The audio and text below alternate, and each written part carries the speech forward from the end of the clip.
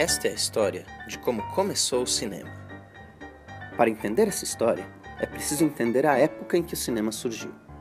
Estamos falando da segunda metade do século XIX, uma época que viu surgir máquinas a vapor como o trem, máquinas que se moviam sozinhas e alcançavam velocidades impressionantes para a época.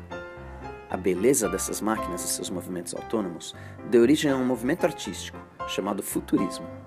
Os futuristas eram tão interessados nessas novidades tecnológicas que desprezavam toda a arte antiga, dizendo que as máquinas, o movimento e a velocidade eram o futuro e, portanto, eram mais belos que qualquer obra de arte anterior. Porém, como registrar e representar esse movimento e velocidade? Muitos tentaram na pintura, porém a fotografia, também surgida naquela época, ajudou muito mais quem queria captar o movimento e deu base para o nosso cinema. Naquela época, em 1872, vivia um fotógrafo chamado Edward Muybridge. Sim, escrito desse jeito estranho. Muybridge havia sido contratado por um magnata dono de cavalos chamado Leland Stanford, cuja família viria a fundar a faculdade de Stanford, para resolver uma aposta valendo bastante dinheiro. Sendo dono de cavalos, Stanford defendia que, assim como nas pinturas da época, havia um momento durante o galope de um cavalo em que ele ficava suspenso no ar, sem que nenhuma das patas do animal tocasse o chão. Os amigos igualmente ricos de Stanford achavam que tudo aquilo era uma bobagem. Se o cavalo tirasse as patas do chão, a gravidade puxaria o bicho para baixo e ele cairia. Decidido a fotografar aquele momento exato proposto por Stanford e com todo o apoio da fortuna da família, Muybridge bolou um plano genial. Na pista de corrida de Stanford, ele montou uma edícula com várias janelas. Em cada janela, Muybridge instalou uma câmera fotográfica e armou cada câmera para ser acionada por um barbante. Em seguida, ele amarrou cada barbante na pista de corrida. Desse jeito, quando o cavalo corria na pista, ele arrebentava os barbantes, acionando as câmeras no momento certo. O resultado?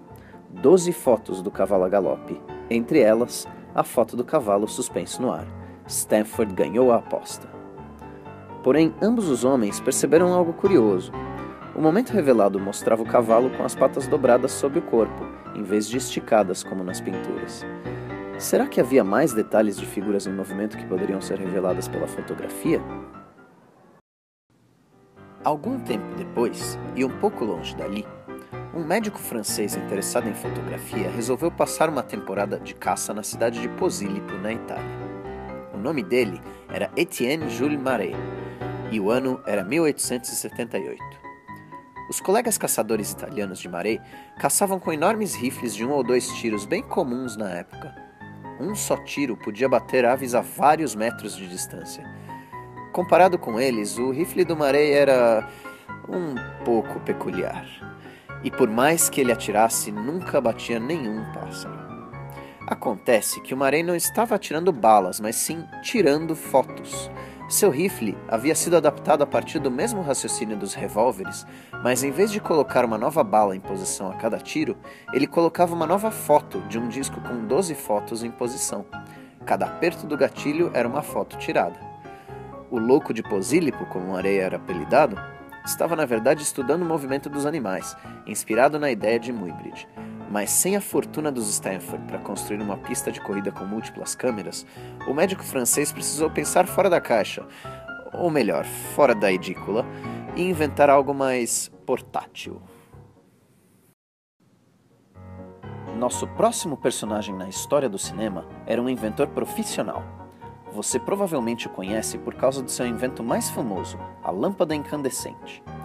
Thomas Alva Edison era um inventor de tamanho renome nos Estados Unidos que tinha uma equipe de cientistas trabalhando em suas invenções, financiados e aparelhados por Edison. Foi um desses cientistas da equipe, chamado William Dickson, que trabalhou na ideia que Edison teve ao assistir uma palestra do Muybridge. Tratava-se de uma máquina para exibir as fotos em sequência, algo que nem o Muybridge e nem o Marais haviam pensado. Ele a chamou de cinetoscópio. Não era a primeira máquina com nome estranho a exibir uma imagem animada. Já existiam zootrópios, taumatrópios, fenaquistiscópios. Na verdade, a grande inovação do Edison foi o jeito como essa sequência de fotos foi apresentada. As fotos eram organizadas em um rolo de filme transparente. Nascia aí a ideia do rolo de filme perfurado que virou símbolo do cinema. O conceito do cinetoscópio foi patenteado por Edison em 1889. Seu assistente William Dickson trabalharia na ideia até 1892. A ideia era simples. O espectador inseria uma moeda no cinetoscópio, que ativava um pequeno motor, passando cada foto no filme por cima de uma lâmpada acesa, também criada por Edison e sua equipe. Uma pessoa por vez podia assistir os filmes, que duravam apenas alguns minutos, e a posição não era das mais confortáveis. Voltando para a Europa, o passo final da parte técnica do cinema foi dado por uma dupla que todo mundo conhece bem. Quando se fala em cinema, todo mundo lembra dos irmãos franceses, os Lumière. Auguste e Louis Lumière trabalhavam na fábrica de chapas fotográficas do pai antes do surgimento do filme fotográfico. Vendo o cinetoscópio de Edison e a ideia de uma câmera portátil do Marey, os irmãos trabalharam para aperfeiçoar os inventos, criando em 1895 o seu cinematógrafo. A invenção, movida a manivela, podia ser usada para gravar uma sequência de fotos em um rolo de filme fotográfico. E já havia outras invenções que faziam algo semelhante na época, mas os irmãos a levaram um passo adiante. Se a luz que refletia dos objetos passava pela lente para ser registrada no filme fotográfico, que era transparente, o que aconteceria se ela fizesse o caminho inverso? Uma vez revelado o filme que havia sido gravado, o cinematógrafo permitia que o filme fosse devolvido ao compartimento inicial. Através de uma abertura atrás da máquina, os irmãos iluminaram o filme com uma luz bem forte. Ela atravessou o filme transparente e foi ampliada pela lente, sendo projetada na parede. Estava criado o cinema como o conhecemos. A primeira exibição oficial dos Lumière aconteceu em março de 1895. Dentre os espectadores estava o nosso próximo e último personagem. Maravilhado com as capacidades do cinematógrafo dos Lumière, o mágico francês Georges Méliès rapidamente fez uma oferta para comprar a máquina. Gerenciando uma casa de espetáculos que não estava tendo muito sucesso, Méliès havia visto na invenção uma chance de dar a volta por cima. Os irmãos se recusaram a vender a máquina, dizendo tratar-se de uma moda passageira e de um aparelho científico, não um truque para casas de espetáculo. Insistente, Méliès acabou comprando um outro modelo semelhante de um inventor britânico e voltou para a França para gravar seus espetáculos.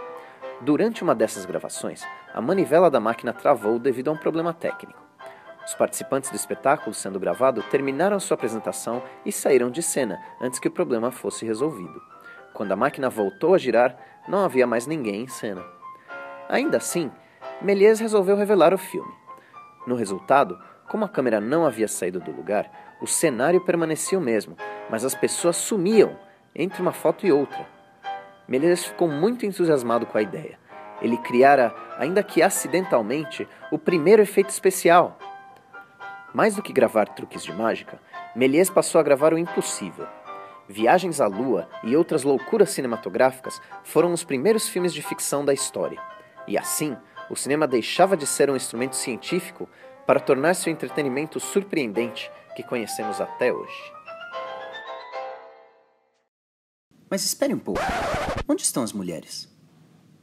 Pouca gente sabe, mas quando Méliès começou a gravar seus filmes de ficção com efeitos especiais, Alice Guy Blaché já estava produzindo os seus.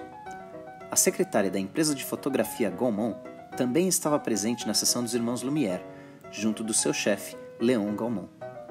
Vendo o potencial dessa nova máquina para contar histórias, Alice pediu ao seu chefe para usar o equipamento em suas horas vagas e gravou o que hoje é tido como o primeiro filme de ficção da história, A Fada do Repolho, baseado em um conto francês.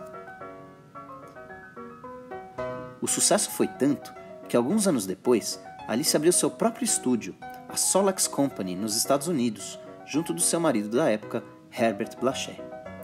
Alice Guy foi pioneira em vários outros aspectos do cinema, usando uma máquina chamada cronofone do próprio Gaumont para sincronizar som nos seus filmes, empregando elenco interracial, fazendo os primeiros experimentos de colorização do filme e inventando seus próprios efeitos especiais. Com tudo isso, Alice Guy tornou-se um nome a ser lembrado em uma época que francamente ignorava os feitos femininos. Hoje, Prêmios da indústria cinematográfica, como o Alice Guy Blaché Award for Women in Film, tentam recuperar a memória desta que foi a primeira mulher cineasta da história.